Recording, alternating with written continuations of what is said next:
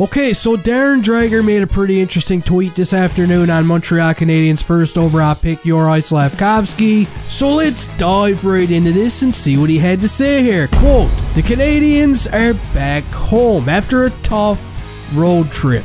Yeah, tell me about it. He goes on to say that depending on how the next couple of weeks go, whether it's Slafkovsky or some of the other younger players, he could see time in Laval if Montreal isn't able to right the ship. It's a better environment with focus on development. Wow. And that's pretty big coming from a guy like Darren Dreger, and you could bet your firstborn that he must have heard this from somebody on the inside. Now Brian Wild would follow up this tweet by pretty much boosting Dreger's credibility, but I mean, do we really need to do this? Because it's quite obvious. So it sounds like within the next couple of weeks, if the boat keeps sinking, we could actually see Slafkovsky and some of the other rookies back down in Laval. Now before I get into Slafkovsky in particular, I think when he says other rookies, he's most likely talking about a guy like Justin Barron, okay? David Savard is back now.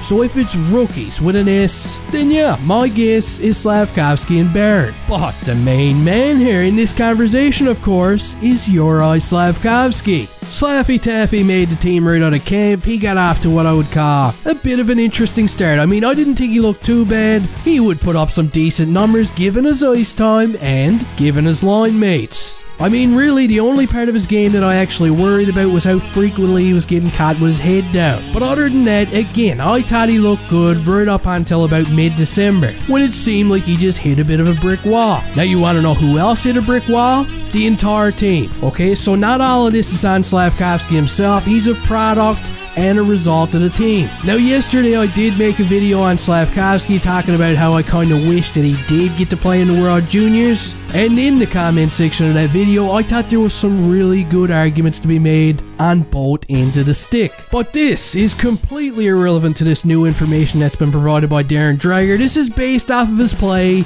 in the NHL right now. The truth is he has been struggling. He hasn't gotten a point since December the 14th, and in total he managed to muster up 10 points in 33 games. So, is Laval the right move for Slafkovsky's development right meow? I want to hear your thoughts on this. I'm sure you're all going to have some input, because I know a lot of you have been upset with the way that Marty St. Louis has been handling Slafkovsky. But I just hope if he goes down there in a few weeks, we don't see some guy like Scott Sabrin or another goon just smoke him.